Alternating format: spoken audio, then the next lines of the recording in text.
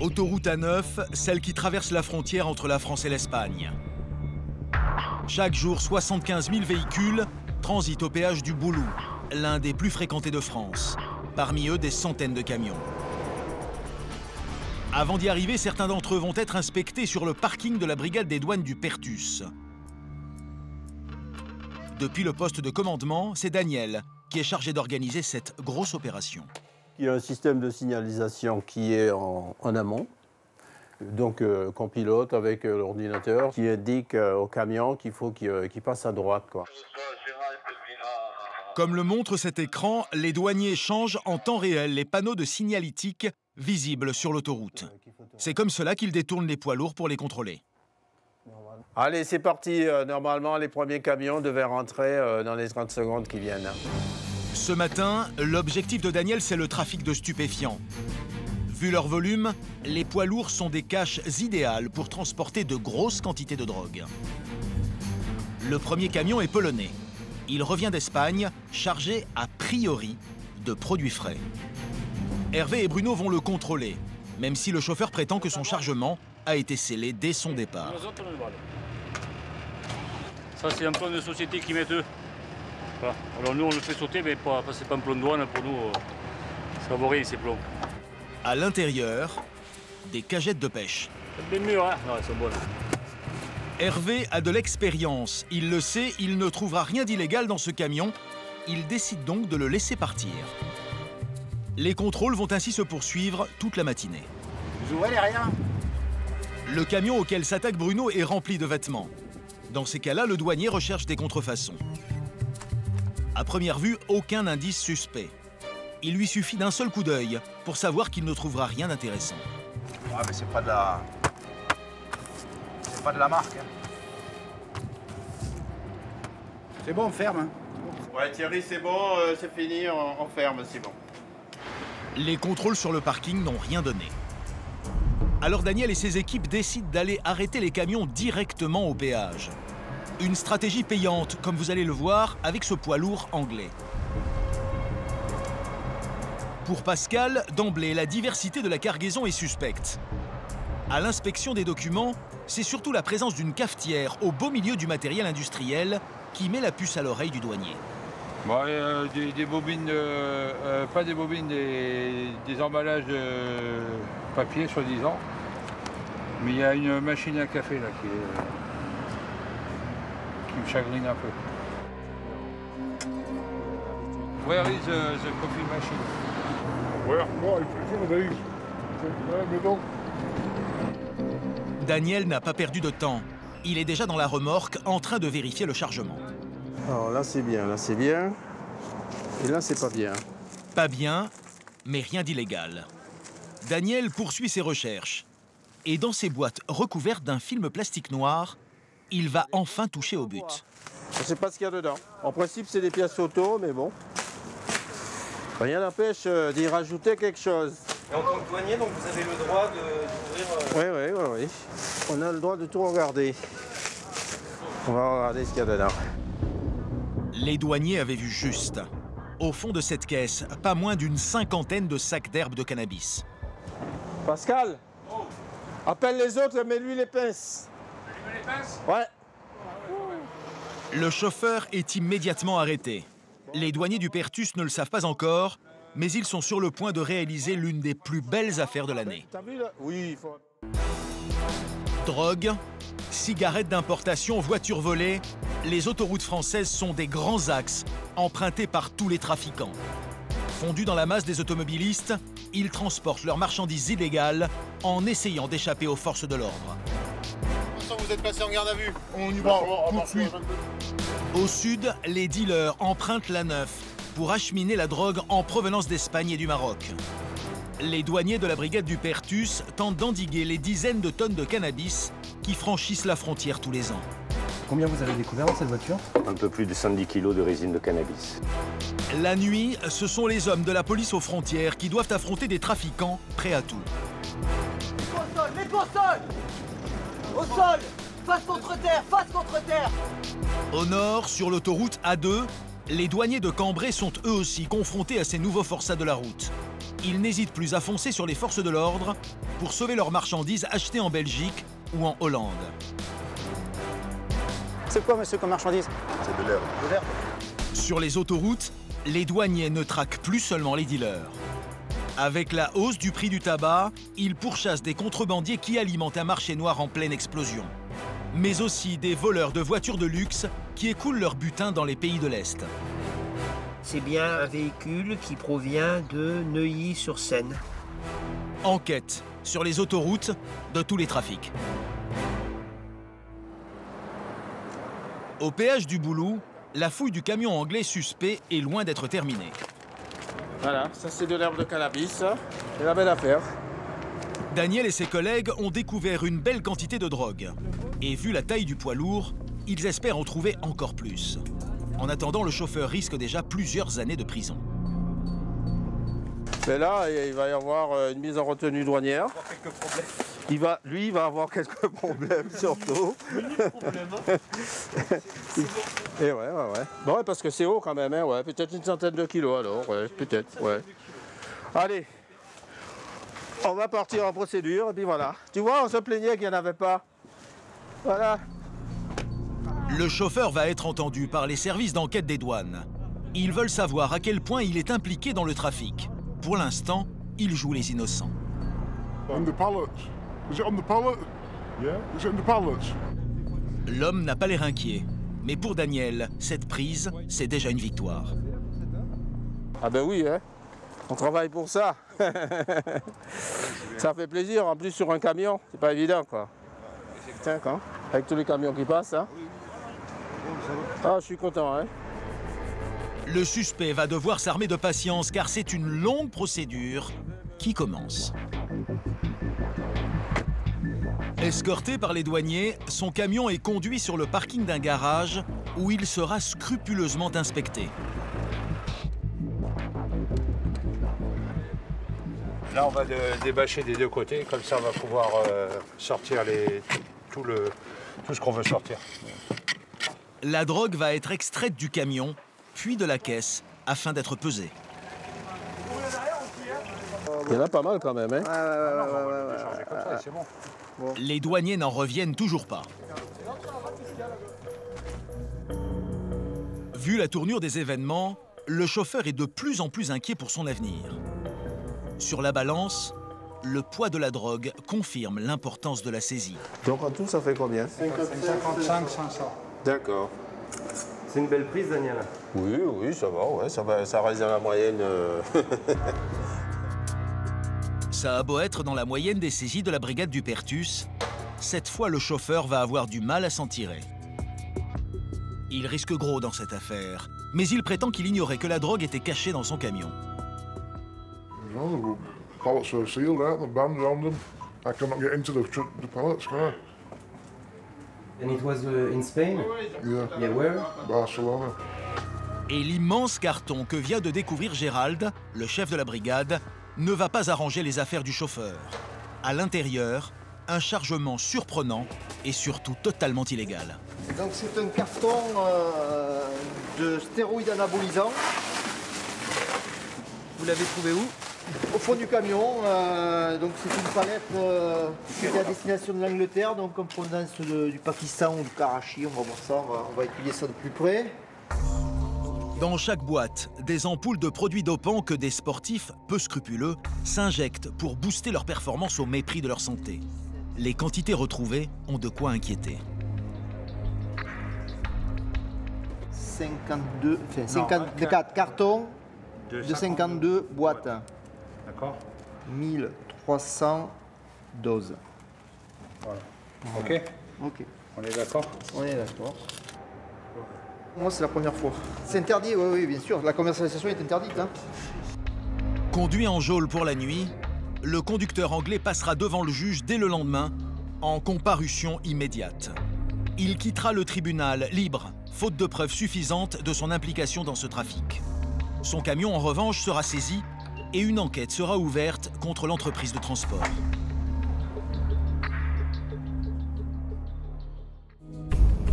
Mais il n'y a pas que les camions qui sont dans le collimateur des forces de l'ordre. Si les poids lourds représentent 80% des saisies totales de stupéfiants, de plus en plus de jeunes conducteurs au volant de petites voitures tentent leur chance. Et ils n'ont peur de rien. Pour la PAF, la police aux frontières, de belles prises en perspective, surtout la nuit. Ce soir, c'est Xavier qui est de service. Le contact, vous ouvrez derrière.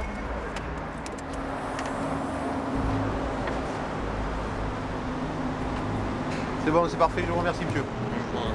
Affecté à la lutte contre l'immigration illégale, cet officier de police judiciaire lutte aussi contre le trafic de drogue. Jusqu'à présent, la nuit s'annonçait calme, mais des collègues en patrouille non loin de là viennent d'appeler à l'aide. Bienvenue sur le rond-point des pompiers, direction le petit péage. Voiture en bleu. Il s'agit d'un refus d'obtempérer. Un conducteur ne s'est pas arrêté à un contrôle de police. S'il a pris la fuite, c'est qu'il y a de fortes chances qu'il ait des choses à cacher aux forces de l'ordre. Jérémy, va me démarrer la 207. Le fuyard pourrait bien se diriger vers Xavier et ses hommes. Alors il redouble de vigilance. Ouais, bloquez-moi la route en direction du Boulou. Hein. Il faut qu'il vienne sur l'autoroute. J'espère qu'il va pas en Espagne. Putain. Mais là, les collègues devraient bloquer direction Espagne. Merde, tournez au Distriport. Le Distriport, c'est une petite zone industrielle, proche du péage, à seulement 3 km de là. Xavier et Sébastien décident d'aller prêter main forte à leurs collègues. De l'autre côté, je pense. Au cas où ils croiseraient le fuyard sur la route, Xavier se saisit de l'arme la plus efficace pour les agents de la PAF, une herse portative, un outil qui permet de crever les pneus des automobilistes récalcitrants. Ouais, 55, on arrive. Cette fois, il ne s'en servira pas, car quelques secondes plus tard, il tombe sur la voiture de ses collègues. Ce sont eux qui ont arrêté le suspect. Ne connaissant pas les lieux, le fuyard a fait une grosse erreur. Il est stoppé par la herse, il s'arrête et il est bloqué. Terminé. Interpellation. Son interpellation a donné du fil à retordre aux policiers. Et vu les efforts du chauffeur pour leur échapper, il s'agit certainement d'un passeur de drogue. Vous avez de la drogue, des stupéfiants dans la voiture? J'ai rien. L'homme refuse de coopérer. Alors les policiers décident de fouiller son véhicule. Rien dans le coffre, mais côté siège passager, Xavier a fait une découverte. Tiens, voilà. C'est ce que vous venez de trouver, Xavier? Bon, ça, c'est de l'herbe de cannabis. Malgré cette première preuve accablante, le jeune homme va continuer de nier. Vous parlez bien français, monsieur? Je parle pas. Bon, de toute façon, vous êtes placé en garde à vue. On y va, tout de suite. 22h03. Il n'y a pas de problème. 96 heures de stup, il n'y a pas de problème. Je l'ai fait sur un pied. Il devient même provoquant. Le fuyard a beau être jeune, il pourrait ne pas en être à son premier délit. Au moins, on mange gratuit, on dort gratuit. D'enculé. Xavier apprendra quelques minutes plus tard qu'il a déjà été condamné par la justice pour trafic de stupéfiants. J'ai 18 piges seulement. Je dors sur 1 million, bon d'enculé. Je dors sur 1 million. Outre la récidive, son numéro de dur à cuire risque de lui coûter cher. L'individu interpellé, prénom, Tango, Alpha. L'homme n'habite pas la région. Il est sûrement venu se fournir en Espagne, où la drogue est meilleur marché. Individu qui on espère fait l'objet d'un contrôle judiciaire. Pas sortir du territoire. Cet homme, déjà, il fait l'objet d'une fiche où il n'a pas le droit de sortir du territoire, il n'a pas le droit de rencontrer d'autres personnes, etc. Pour pouvoir appliquer la fiche, il faut vraiment qu'il nous dise comme quoi il venait d'Espagne. Cette fois, le suspect peut être accusé d'importation de drogue. Pour le confondre, Xavier doit lui faire avouer la provenance du cannabis retrouvé dans sa voiture. En attendant, à peine arrivé au poste, Sébastien va peser le sac d'herbe. Donc on a 945 grammes. Presque 1 kilo, l'équivalent de 7 000 € à la revente. Dans la salle d'à côté, Xavier a déjà commencé l'audition du suspect. Vous n'êtes pas arrêté au contrôle des collègues parce que vous transportiez des stupes. On est bien d'accord? C'est-à-dire l'un est lié à l'autre. C'est ça? Ok. Contre toute attente, il se met à table. Xavier a sa technique pour obtenir des aveux complets. Avec beaucoup de douceur, il lui soutire les informations dont il a besoin. Où c'est que vous avez obtenu l'herbe de cannabis? Je suis parti à la Jonquera. L'homme s'est fourni dans la ville frontalière de la Jonquera. Mais il prétend que son premier objectif était les maisons closes qui sont nombreuses là-bas. Vous arrivez là-bas, vous payez, vous avez une chambre, vous payez par heure, et vous choisissez la meuf que vous voulez, et les plusieurs meufs. Je suis même pas parti pour penser à ça. Mais... Ok. Xavier l'écoute, mais en réalité, il a maintenant un autre objectif. Savoir si l'homme avait l'intention de commercialiser la drogue. La marchandise a été destinée à qui? À vous, et ensuite, si vous pouviez la revendre, vous en tiriez bénéfice, ou il y avait déjà quelqu'un qui avait passé une commande? C'était juste si quelqu'un vous en demandiez et vous en avez, vous lui aurez vendu, c'est ça? C'est ça. Ok. Sinon, c'est pour vous. En plus, ouais. Vous en fumez beaucoup, vous? Non, je suis pas, moi. Le jeune vient de commettre une grosse erreur. Et Xavier va lui faire avouer que c'est un revendeur. Mais les 900 grammes, là, si vous n'en fumez pas, ils vous servent à quoi? À revendre un peu. Voilà, c'est tout. Moi, ce que je vous demande, c'est d'être honnête. À peu près... En gros, vous seriez fait combien de bénéfices? En vérité, 2 000, 3 000 euros. Pour échapper à la justice, le dealer minimise son trafic. Mais les stupéfiants contenus dans son sac lui auraient sans doute rapporté le double. Ce qui aggrave son cas, c'est que la transaction s'est déroulée en Espagne. Or, l'homme n'avait pas le droit de quitter la France. Pour lui, la sanction risque d'être sévère. Est-ce que vous connaissez un juge d'instruction à Mulhouse qui a dit que jusqu'au 6 juin 2016, vous n'aviez pas le droit de sortir du territoire national? Vous étiez au courant de ça ou pas? Oui. C'est quoi le plus logique? Qu'est-ce qu'ils vont me donner? Là, au fut d'obtempérer, c'est 3 mois de prison. Là, le trafic, si on retient un trafic, parce qu'on peut retenir que le fait de transporter et de détenir, d'accord? Même si vous l'avez acquis, etc. Et bon, vu la quantité, ben, vous risquez 10 ans de Newf. Finalement, ce jeune va écoper de beaucoup moins.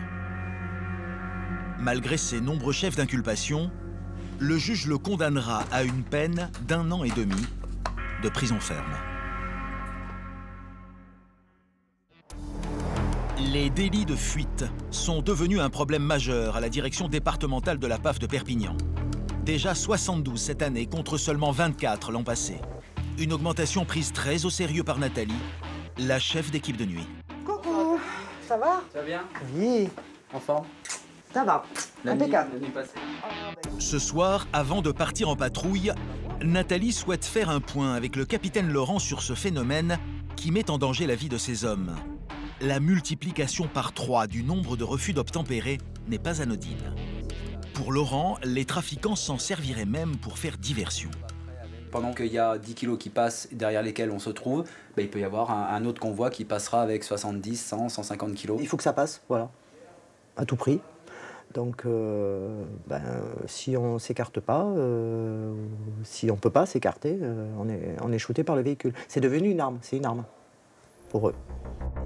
Des trafiquants prêts à prendre tous les risques pour acheminer leurs précieux chargements. Comme dans cette affaire filmée par les douaniers eux-mêmes. Lancée à toute vitesse, cette grosse cylindrée grise fonce sur les forces de l'ordre. Après une course-poursuite de plusieurs minutes, le chauffard finit par abandonner son véhicule dont toutes les roues ont été crevées par les douaniers. Dans le coffre, ceux-ci retrouveront près de 300 kilos de résine de cannabis. Ce genre d'affaires est devenu le quotidien des équipes de la PAF. Et cette nuit, Nathalie, Laurent et leur collègue Christophe vont être à leur tour victimes de ce fléau.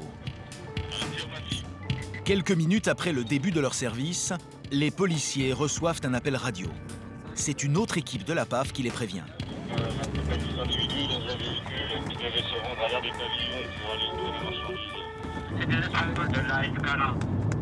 Deux personnes ont été interpellées sur l'autoroute en entrée France avec de l'herbe de cannabis. Et il semblerait qu'ils aient déclaré qu'ils devaient retrouver quelqu'un sur une aire de stationnement sur l'autoroute. Cette aire, située à quelques kilomètres de là, Laurent décide de s'y rendre sans attendre. Les commanditaires de la drogue s'y trouvent peut-être déjà pour récupérer les 3 kilos de cannabis transportés par les Espagnols. Transmettez. Les parkings semblent déserts. Mis à part une fourgonnette blanche stationnée, le chauffeur au volant. Pour s'assurer qu'il ne fait pas partie du réseau de trafiquants, Laurent le contrôle. Papier, s'il vous plaît. Papier. L'homme est allemand et ne semble pas comprendre ce qui lui arrive. C'est pas ça, sûrement. Rien à l'intérieur. Les policiers en sont quittes pour inspecter toute l'aire d'autoroute. À commencer par les sanitaires, lieu idéal pour une transaction discrète en pleine nuit. Mais les bâtiments sont vides. Alors Laurent et Nathalie vont organiser ce qu'ils appellent dans leur jargon une livraison surveillée. Alors il faut qu'il y en ait un qui se foute à la sortie direct de l'aire de Pierre pour bloquer. Pour cela, ils ont fait venir la voiture des trafiquants espagnols interpellés. Ils l'ont garée sur le parking pour servir d'appât. En retrait, derrière les arbres, Laurent et Christophe ne quittent pas le véhicule des yeux. On est en train d'attendre que les éventuelles personnes qui doivent récupérer la voiture arrivent. Alors il faut prendre beaucoup de précautions parce que c'est des personnes qui font très attention et qui n'hésitent pas à prendre tous les risques pour après nous échapper. Quant à Nathalie, elle est en planque dans les toilettes, avec une vue stratégique sur le véhicule APA. À elle de donner l'alerte dès qu'elle apercevra les suspects. Justement, une voiture vient d'être signalée aux abords de l'aire d'autoroute. Ouais Henri, t'as une Clio grise avec 3 mecs à bord qui étaient au PH Sud, les collègues la signalent et qui arrivent en notre direction. Donc tu peux le signaler à tes collègues? De longues minutes s'écoulent. Le problème, c'est que Nathalie n'arrive plus à joindre ses collègues par radio. Putain. Du coup, impossible pour elle de savoir ce que sont devenus les suspects, jusqu'au moment où... Il y a un mec, pardon. Nathalie se retrouve nez à nez avec 2 jeunes hommes. Bonsoir. Bonsoir. Vous êtes qui? Comment? Seule, face à des individus potentiellement dangereux, Nathalie ne peut se permettre d'intervenir. Ah, ben ne passez pas, c'est pas grave. Elle tente alors d'utiliser sa radio pour prévenir ses coéquipiers. Je suis détranché, 2 mecs viennent rentrer dans les chiottes, femme. Ça part en direction des chiottes, homme. Nathalie les suit. Mais les 2 hommes s'enfuient. Heureusement, Laurent et Christophe les ont repérés. Vite, faut interpeller, c'est eux. Les suspects démarrent en trombe. À cet instant, le seul moyen de les arrêter, c'est de crever leurs pneus. C'est ce que réussiront à faire in extremis les policiers en utilisant leur herse. Sticker. Mais cela n'empêche pas les individus de s'engager sur l'autoroute. Vite, faut prendre la voiture. Grand B, vite. L'équipe de Laurent et de Nathalie les prennent en chasse. Je les avais en face, les mecs, Christophe. Personne ne répondait. Ils me demandaient ce qu'on foutait là. On était dans les chiottes avec eux. Les fuyards sont à quelques centaines de mètres devant eux. C'est une folle poursuite qui s'engage. Mais leurs pneus crevés les ralentissent et les policiers de la PAF sont sur le point de les rattraper. Ils sont là devant, ils sont devant. Ils sont devant, on y est. Attention, c'est quoi les... Pourtant, impossible d'arrêter la voiture en plein milieu du trafic. Laurent et Nathalie ne peuvent pas se permettre de provoquer un accident. Autre problème, après 40 minutes de poursuite, les policiers sont aux limites de leur zone de compétence. Nathalie, on va pas pouvoir poursuivre trop longtemps non plus. La prochaine sortie, il faut sortir là, il faut... 110, c'était 110. Pas facile d'abandonner la poursuite si près du but, mais ils doivent s'y résoudre. Ah, Laurent, tu peux annoncer hors secteur, hein. Ça y est, hors secteur. Les fuyards prennent le large, mais alertés par Christophe, les gendarmes du département voisin vont prendre le relais. On va cesser progression. Le véhicule toujours en fuite roule à 150 km/h, véhicule stické, en direction de Toulouse. Il faut savoir qu'en matière de flagrant délit, on a le droit de poursuite dans les départements limitrophes. Donc c'est ce qu'on a fait. Mais à un moment, j'ai demandé quand même à ce qu'on arrête cette poursuite parce qu'on allait trop loin dans le département limitrophe et que visiblement, les individus auraient continué encore et encore. Donc on va faire retour au service pour interroger les 2 personnes qu'on a interpellées. De retour à la direction départementale de la PAF, Laurent et Nathalie vont pour la première fois rencontrer ces 2 Espagnols à l'origine de l'affaire. Pour éviter qu'ils ne communiquent entre eux, ils ont été placés dans 2 pièces différentes. Ces passeurs vont devoir s'expliquer sur les 3 kg d'herbe que les policiers ont trouvés dans leur voiture. c'est Nathalie qui mène l'audition. Donc ils venaient de l'Escala en Espagne. Alors que s'était passé lorsqu'ils sont arrivés? ¿Qué pasó al llegar al peaje? Le pidieron que por favor que parara el coche, Et après, que abriera el maletero. Arrêtez la voiture, donc est-ce que vous pouvez ouvrir... On les a contrôlés. Oui, ils ont contrôlé le Ouais. Que llevamos, bueno, se lo dijo Duarte que llevamos marihuana y le dijo para quién era y los chicos que eran. C'est de là qu'on a expliqué ce qu'on transportait et pour qui c'était. Alors, Nathalie n'a eu aucun mal à confirmer le rôle des passeurs. Ce qui l'intéresse maintenant, c'est de connaître l'identité des trafiquants à qui était destinée la drogue et qui viennent de lui échapper. est-ce qu'il connaît les trois Français là? ¿Conoces los tres franceses? L'homme ne semble au courant de rien. Les policiers vont tenter d'en savoir plus avec son complice. Cette fois, c'est Christophe qui va l'interroger. Il habite à l'Escala? Et vives en Escala? Non. C'est ça. À Barcelone. À Barcelone. Le jeune, lui, n'a rien à perdre. Et il ne se fait pas prier pour donner le nom du commanditaire de la drogue. Alors, concernant la personne qui lui a donné le cannabis, est-ce qu'il peut donner son nom, son prénom, où est-ce qu'il habite, son numéro de téléphone, surtout? Puedes decir cómo se llama, s'appelle... Son nom, mais aussi un moyen de l'identifier. Est-ce qu'il a un numéro de téléphone? Son numéro de téléphone. Era el que me llamaba. Oui, j'en ai deux. Il peut me les donner? C'est sur celui-là? En este? Puedes verlo? Les deux numéros. Christophe a obtenu de précieuses informations qui lui permettront sans doute d'interpeller celui qui semble être le chef de ce réseau. Les trois, ils ont été arrêtés ou pas? On ne sait pas. No sabemos. Impliqué dans une affaire qui le dépasse de plus en plus, le jeune Espagnol est inquiet. Alors pour tenter d'échapper à la peine de prison qui le menace, le passeur va faire une étonnante proposition aux policiers. Je vais dire une chose. Supongo que como el chico que la prochaine livraison, ça sera presque le double. Elle est prévue pour quand? ¿Está previsto para cuándo la próxima vez? Si yo lo digo, si je le dis, ¿qué ventajas tengo? Que l'avantage, je vais... Comme on lui a expliqué tout à l'heure, ça sera... C'est le procureur qui va... No soy yo quien decide, el fiscal va a decidir eso. Pasado mañana.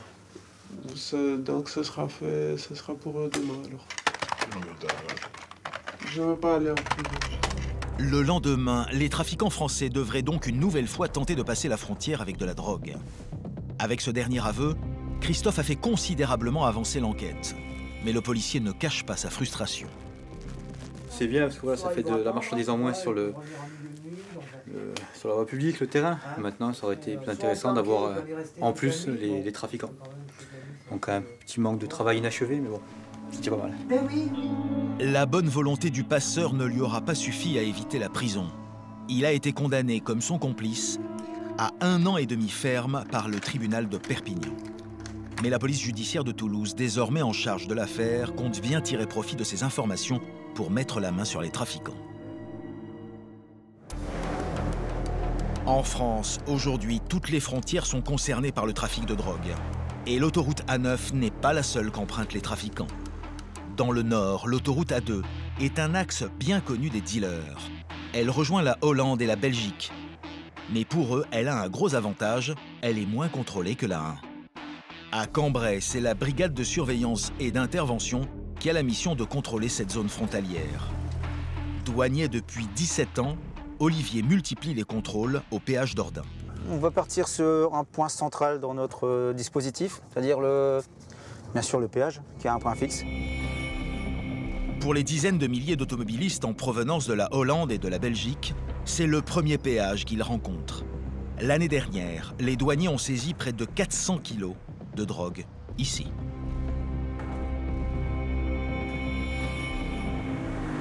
Bonjour monsieur.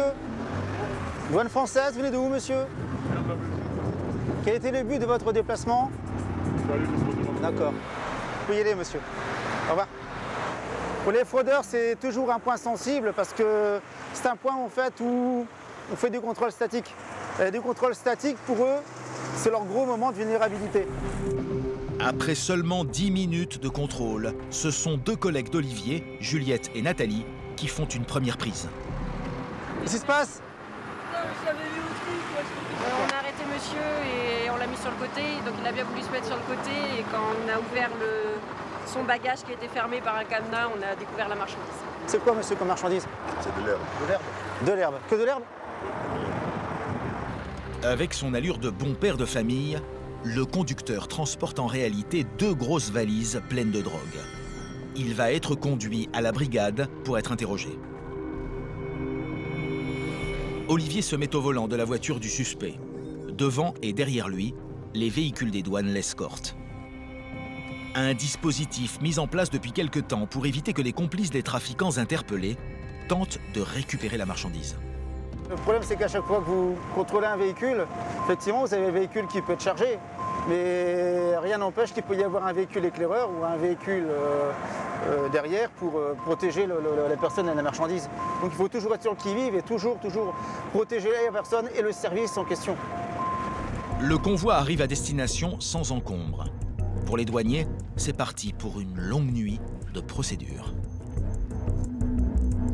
Et tout commence par la pesée de la saisie. Dans les valises du passeur, des dizaines de paquets de toutes les tailles. Et ce qui étonne les douaniers, c'est le conditionnement particulièrement soigné. Vous avez déjà vu un conditionnement comme celui-là? Aussi bien fait, moi non, personnellement. Parce qu'il est sous vide. Amuseur.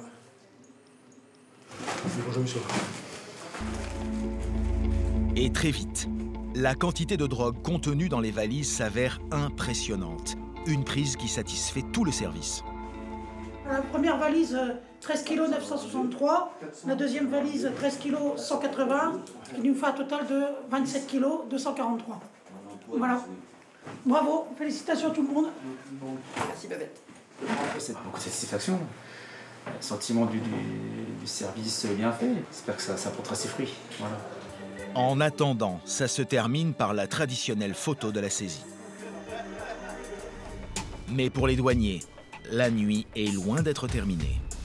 En déballant les paquets, ils vont faire une découverte qui pourrait permettre de prouver que le suspect est bien plus qu'un simple passeur.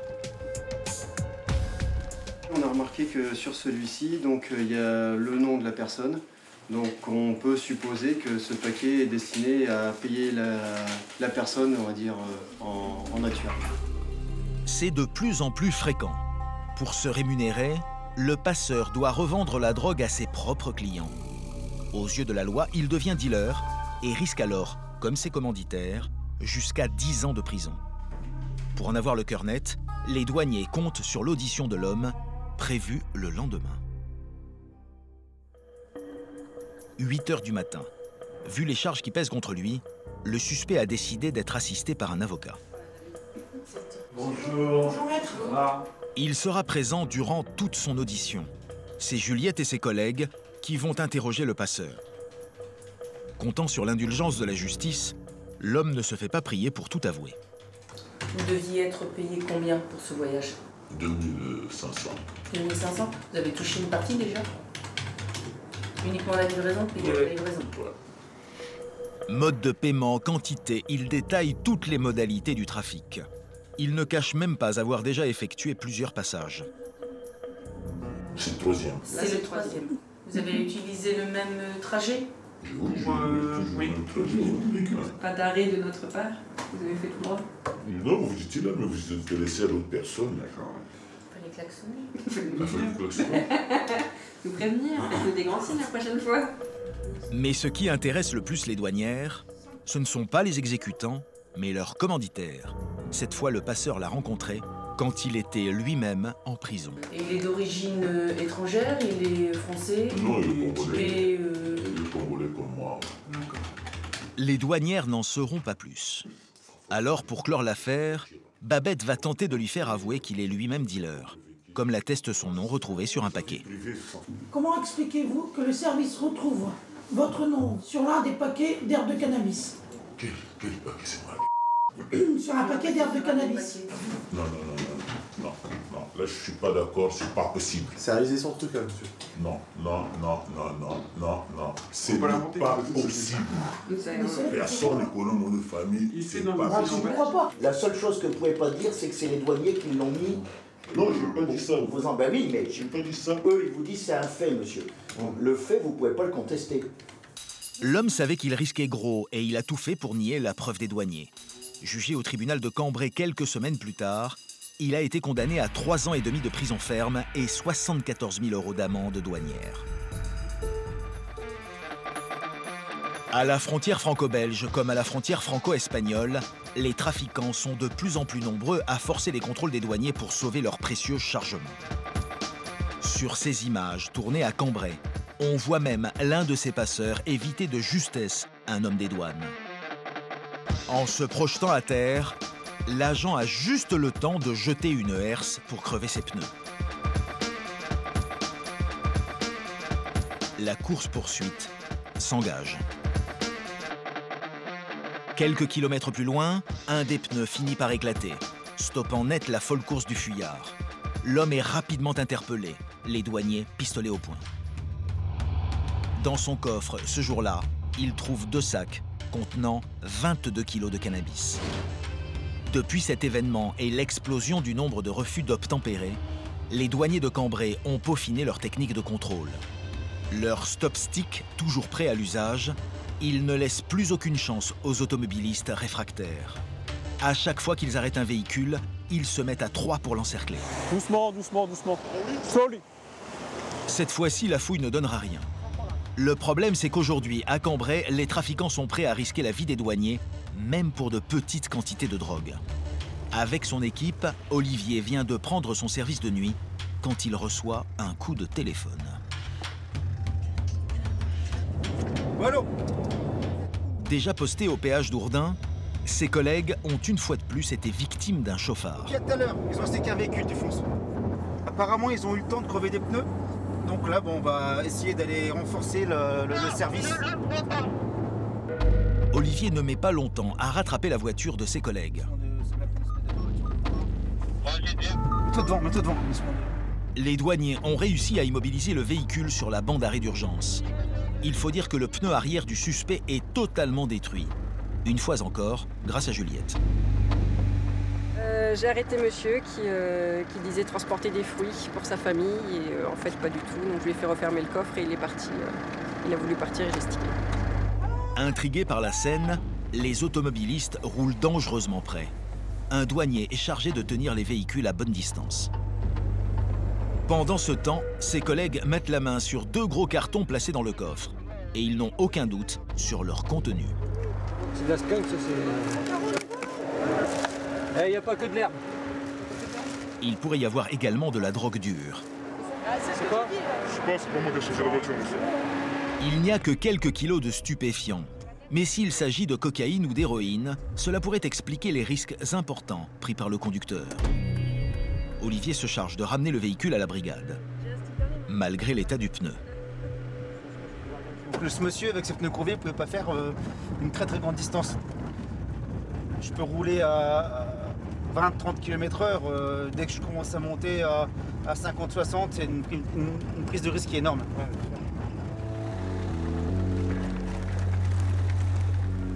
Dans les bureaux, les douaniers vont examiner avec un peu plus de précision la marchandise transportée. C'est de l'herbe.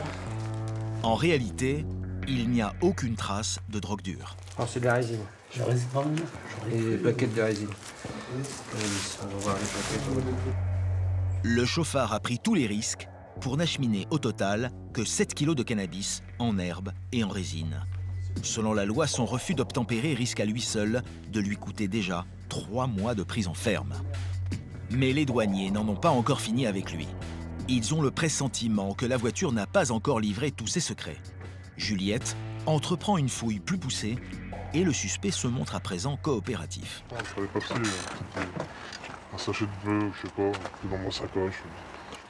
En réalité, c'est dans la boîte à gants que Juliette va le trouver. Voilà. C'était ça? Que 2 sachets? L'équivalent de ce que le jeune homme avait prévu de fumer durant son voyage. Ouais, bah c'est bon, il y a plus rien. Dans votre pochette. C'est bon, il y a plus rien. si vous voulez.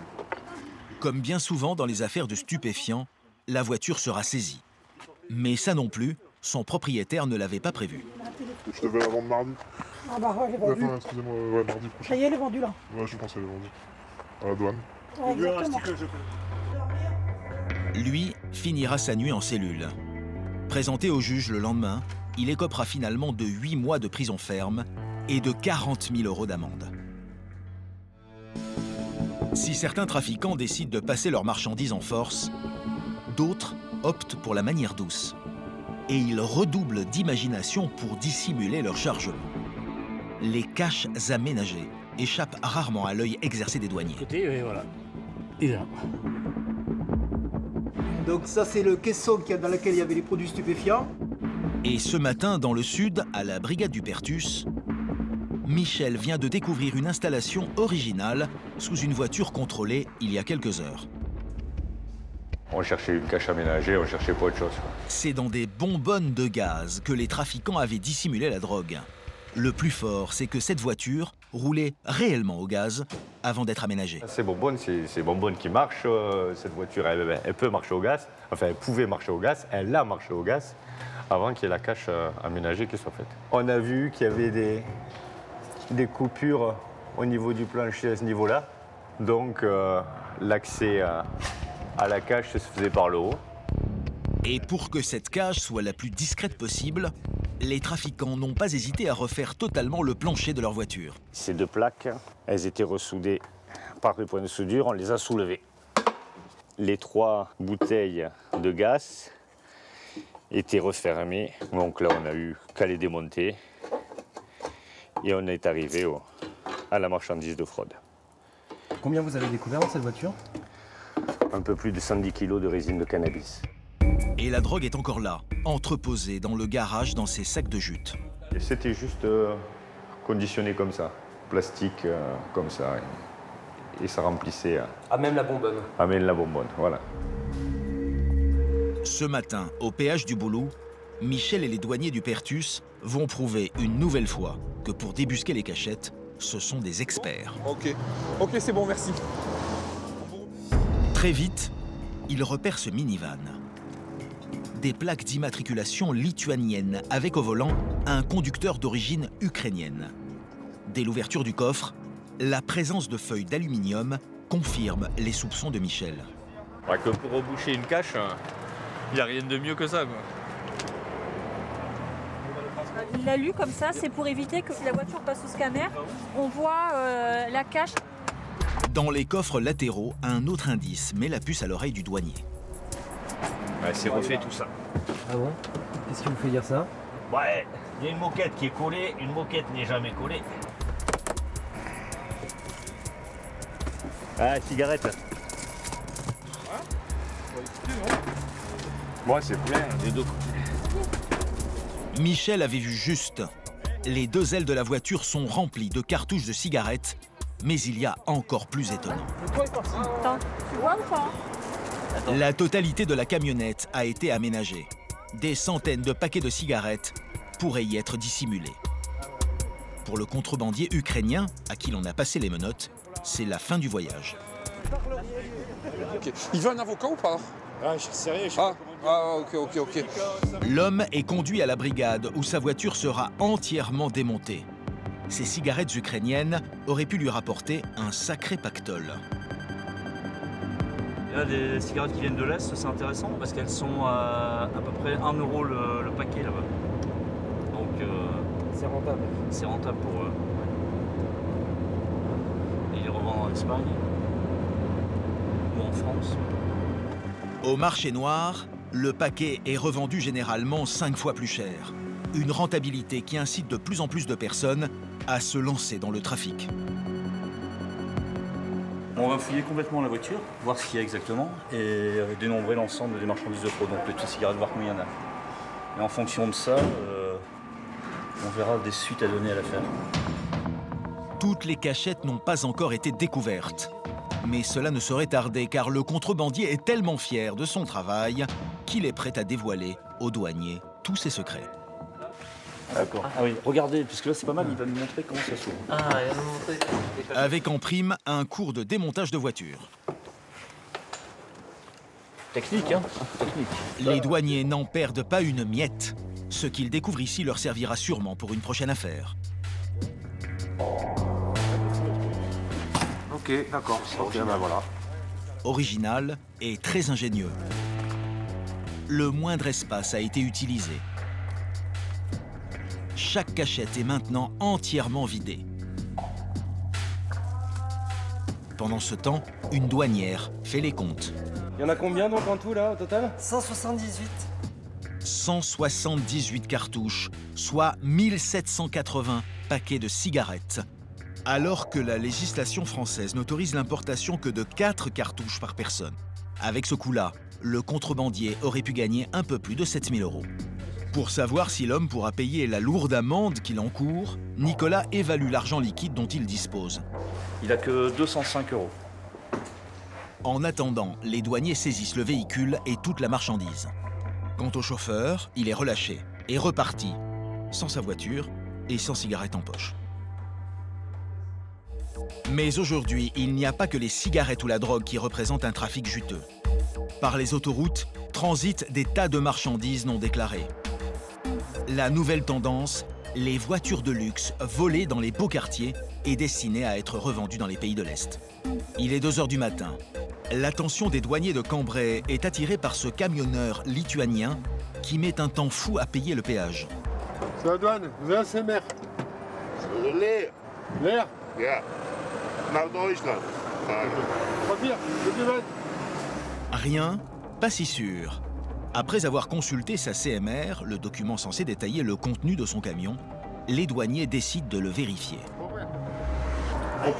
Open. Le chauffeur semble sur les nerfs. Et quand il ouvre les portes de son camion, surprise.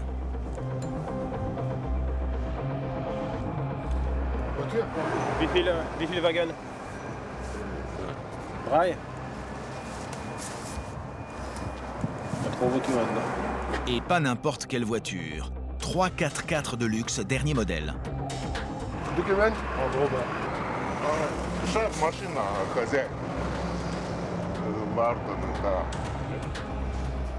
L'explication de l'homme est tirée par les cheveux. Pour éclaircir la situation, Vincent, le chef divisionnaire, décide de rapatrier le camion et son conducteur à la brigade. Le transport des véhicules pour lequel il n'y a absolument aucun document, pas de CMR. Donc 3 véhicules d'après ses dires. Donc là on va revenir au siège de l'unité pour faire un contrôle approfondi, s'assurer de la situation juridique des véhicules, notamment s'assurer qu'ils ne sont pas volés. Arrivés devant la brigade, les douaniers peuvent pousser plus avant leurs investigations. Il y a pas du fric. Valeur des 3 4x4, 150 000 €. Et ils sont tous immatriculés en région parisienne. Les vitres sont ouvertes. En réalité, les vitres ne sont pas ouvertes. Elles ont toutes été brisées. Pour les douaniers, l'hypothèse du vol se confirme. Et la deuxième, elle a même un ticket de stationnement encore de... Ouais, reste à savoir de Neuilly. Une banlieue chic de Paris où le véhicule était encore garé il y a 2 jours, à en croire le ticket. Pour Gérald, il ne reste plus qu'à relever quelques informations. On va relever les immatriculations et les numéros de série. Alors après, si c'est des véhicules volés, automatiquement, ils vont être répertoriés. Pour ce genre d'informations, les douaniers consultent le SIV, le système d'immatriculation des véhicules. 496 TE. Oui. Ce fichier va permettre au divisionnaire Vincent d'obtenir la preuve que les 3 4x4 ont bien été volés. Volé. Bon, j'imprime. Hélas, l'action des douaniers va s'arrêter là. En l'occurrence, il s'agit de voitures volées, non de fraude. Le lendemain, ils remettront le conducteur lituanien et son précieux chargement au service de gendarmerie compétent. Mais l'affaire était belle. À 800 km de là, à la frontière franco-espagnole, sur l'autoroute A9, Stéphane et Sébastien de la police aux frontières viennent eux aussi de réaliser l'une des saisies les plus juteuses de l'année. C'est la voiture qui a fait le go-fast ce soir. Après une course-poursuite, le conducteur de ce puissant 4x4 a pris la fuite en abandonnant sa cargaison de stupéfiants. On va vous faire voir ce qu'on a trouvé dans le véhicule. Et ce qu'ils ont découvert est impressionnant. Au total, près d'une demi-tonne de résine de cannabis. Donc ça, c'était en vrac dans le véhicule. Et après, il y avait sous forme de ballots, sous forme de paquets. Il est 4 heures du matin. Mais la prise est tellement exceptionnelle que Laurent, le capitaine, vient les féliciter en personne. Félicitations. C'est bien. Merci. Super prise. À la revente, on doit avoisiner les 2 millions, 2 millions 5. Ah oui, c'est énorme. Ah, oui, c'est une grosse somme. Voilà. Ah, je pense que oui. On les a touchés. Je ne sais pas si on les a coulés, mais on a dû les toucher quand même fortement. L'année dernière, sur cette autoroute A9 qui mène à l'Espagne, les policiers et les douaniers ont saisi plus de 12 tonnes de drogue.